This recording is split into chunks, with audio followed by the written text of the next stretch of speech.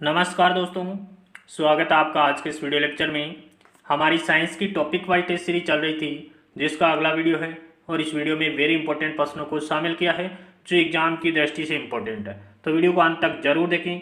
देखते हैं आज की वीडियो का पहला प्रश्न। आज के वीडियो में बात करेंगे औद्योगिक रसायन और दैनिक जीवन में रसायन के उपयोग से संबंधित कुछ महत्वपूर्ण प्रश्न लिए गए हैं। देखिए आज का पहला प्रश्न संख्या 201 तक के प्रश्न अपलोड कर दिए हैं। तो साइंस एकेडमी यूट्यूब चैनल की प्ले लिस्ट को ओपन कीजिए, वहां पर आपको सारे वीडियो मिल जाएंगे। देखिए आज का पहला प्रश्न, पुनः पूर्ति योग्य ऊर्जा स्रोत का एक उदाहरण है। पुनः पूर्ति योग्य ऊर्जा स्रोत का उदाहरण कौन सा है? जैव मात्रा है। ये पुनः पूर्ति योग्य ऊर्जा स्रोत का उदाहरण है। प्रश्न संख्या 203 देखिए, भारी मशीनों में निम्नलिखित में से किसको संनेहक के रूप में प्रयुक्त किया जाता है? तो ग्रेफाइट का उपयोग भारी मशीनों में संनेहक के रूप में किया जाता है। प्रश्न संख्या 204 देखिए, शर्करा और सल्फ्यूरिक अम्ल की अभिक्रिया से निम्नलिखित में से कौन सा शुद्ध रूप में प्राप्त होता है? कौन सा होता है? कार्बन शुद्ध रूप में प्राप्त होता है। जब शर्करा और सल्फ्यूरिक एसिड की अभिक्रिया करवाते हैं तो कार्बन है वो शुद्ध रूप में प्राप्त होता है। प्रश्न संख्या 205 देखिए, एक कार बैटरी में प्रयुक्त विद्युत अपघट्य होता है। कार बैटरी में विद्युत अपघट्य के रूप में सल्फ्यूरिक एसिड का उपयोग किया जाता है। किसका? H2SO4 का उपयोग किया जाता है। प्रश्न संख्या 206 देखिए, रसायन उद्योग में कौन सा तेजाब मूल रसायन माना जाता है? तो H2SO4 को रसायन उद्योग में यानी तेजाब मुख्य रसायन माना जाता है। मुख्य एसिड किसको माना जाता है? H2SO4 को माना जाता है। इसका नाम हो जाएगा सल्फ्यूरिक एसिड। प्रश्न संख्या 207 देखिए, निम्नलिखित में से कौन सी गैस वायुमंडल में अम्लीय वर्षा की उत्पत्ति के लिए उत्तरदायी होती है? तो देखिए सल्फर डाइऑक्साइड और NO2 और SO2 के कारण क्या होता है? वायुमंडल में अम्लीय वर्षा होती है।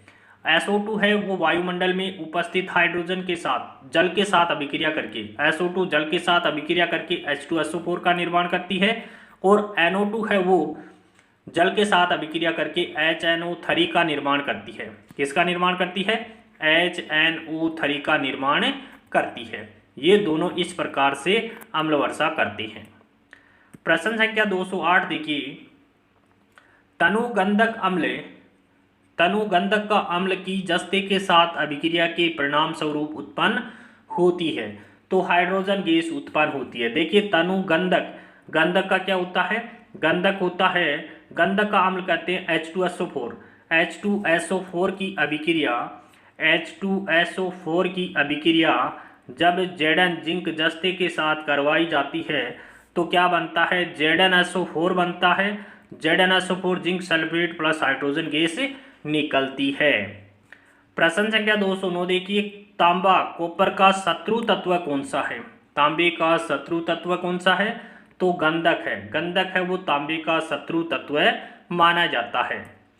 प्रश्न संख्या 210 देखिए, कशीस का तेल है। कशीस ऑयल ऑफ विट्रियोल किसका तेल है? तो ये हो जाएगा आपके सल्फ्यूरिक एसिड का तेल होता है, उसको कशीस का तेल कहते हैं। कशीस का तेल कौन सा है? Sulphuric acid. Oil of vitriol के नाम से जाना जाता है सल्फ्यूरिक एसिड को। प्रश्न संख्या 211 देखिए, सहधूम्र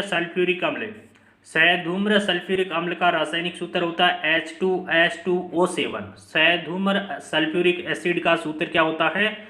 H2S2O7 होता है। इसे किस नाम से जाना जाता है? इसे ओलियम के नाम से जाना जाता है। प्रश्न पूछ लिया जाए कि ओलियम का रासायनिक सूत्र क्या होता है? तो H2S2O7 होता है। इसे सहधूम्र सल्फ्यूरिक एसिड भी कहा जाता है। प्रश्न संख्या 212 देखिए, प्रकाश रसायनी धूम्र कोहरे बनने के समय निम्न में से कौन सी एक गैस उत्पन्न होती है? कौन सी गैस उत्पन्न होती है? नाइट्रोजन ऑक्साइड उत्पन्न होती है। प्रकाश रसायनी धूम्र कोहरे बनने के समय निम्न में से कौन सी गैस उत्पन्न होती है? तो नाइट्रोजन ऑक्साइड उत्पन्न होती है। प्रश्न संख्या 213 देखिए, एक अज्ञात गैस जल में शीघ्रता से घुल जाती है।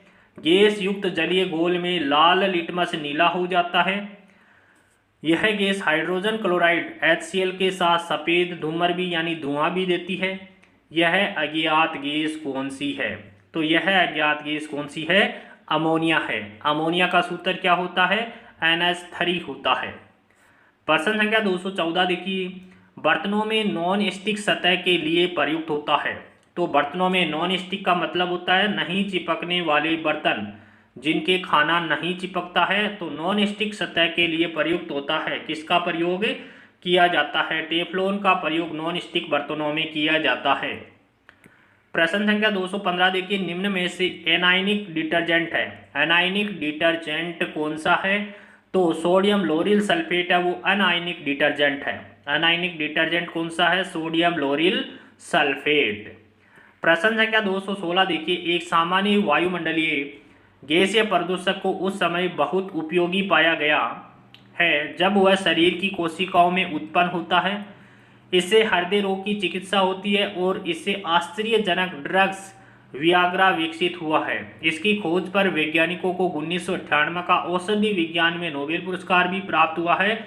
वह गैस कौन सी है? तो नाइट्रिक ऑक्साइड है। एक सामान्य वायुमंडलीय गैसीय प्रदूषक को उस समय बहुत उपयोगी पाया गया। किसको? नाइट्रिक ऑक्साइड को बहुत उपयोगी पाया गया जब वह शरीर की कोशिकाओं में उत्पन्न होता है।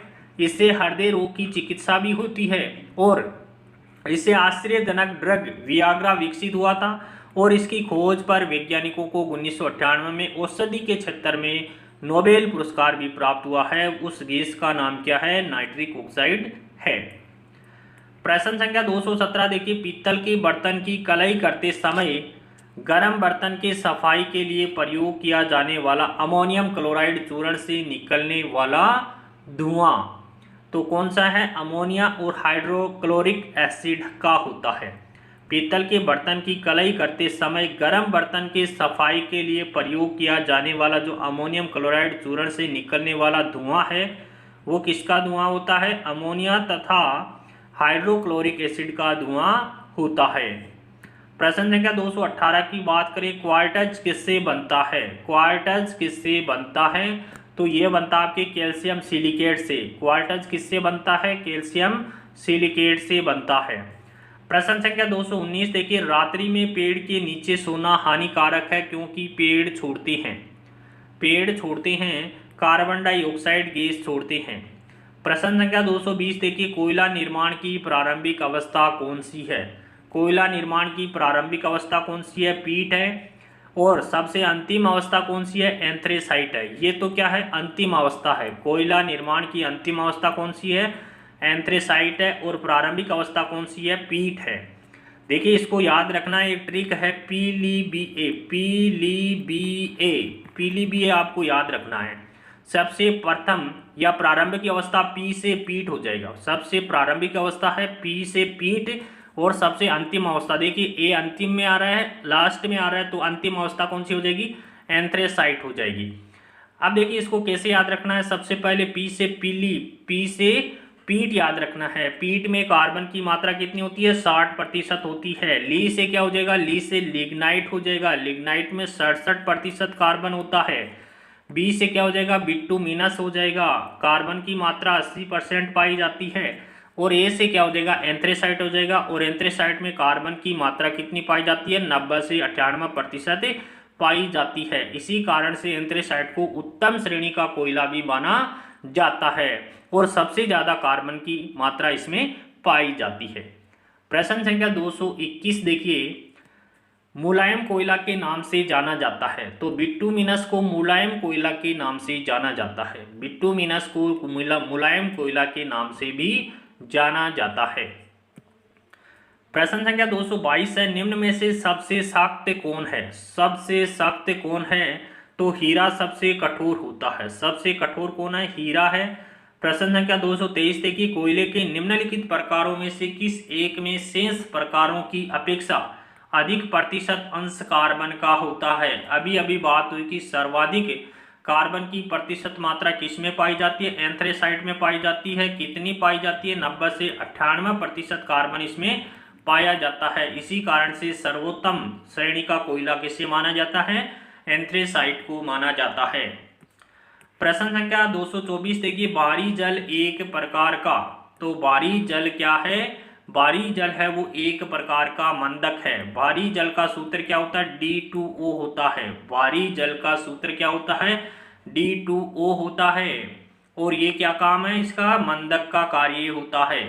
प्रश्न संख्या 225 देखिए, भारी पानी वह होता है, भारी पानी वह होता है जिसमें हाइड्रोजन का स्थान उसका समस्थानिक ले लेता है। भारी पानी क्या होता है? जिसमें हाइड्रोजन का स्थान उसका समस्थानिक ले लेता है। देखिए यहाँ पर देखिए D2O है, D2 क्या किसका स्थान लिया है? इसने हाइड्रोजन का स्थान लिया है, हाइड्रोजन का स्थान लिया है, इस कारण से यह हाइड्रोजन का समस्थानिक माना जाता है। प्रश्न संख्या 226 देखिए, हाइड्रोजन का अवशोषण करने वाली धातु कौन सी है? हाइड्रोजन का अवशोषण कौन सी धातु करती है? रेडियम धातु के द्वारा हाइड्रोजन का अवशोषण किया जाता है। किस धातु के द्वारा? रेडियम के द्वारा। प्रश्न संख्या 227 देखिए, पैराफिन किसका उप उत्पाद है? पैराफिन मोम किसका उप उत्पाद होता है?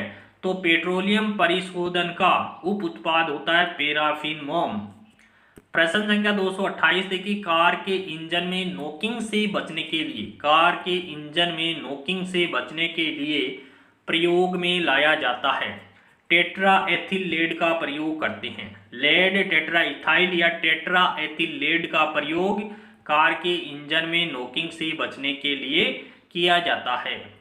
प्रश्न संख्या 229 की बात करें, पेट्रोल का मुख्य संघटक क्या है? तो पेट्रोल का मुख्य संघटक क्या होता है? उसकी ऑक्टेन संख्या होती है। पेट्रोल का मुख्य संघटन क्या होता है?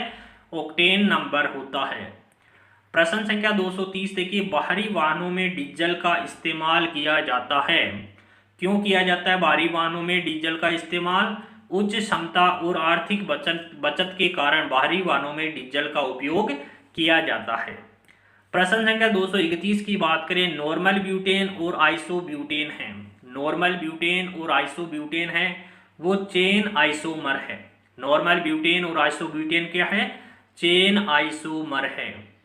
प्रश्न संख्या 232 और आज का अंतिम प्रश्न भी है, मेथेन अणु में कार्बन और हाइड्रोजन के बीच का बंध कोण कितना होता है? 109 डिग्री 28 मिनट होता है। मेथेन अणु में कार्बन और हाइड्रोजन के मध्य बंध कोण कितना होता है? 109 डिग्री 28 मिनट का होता है।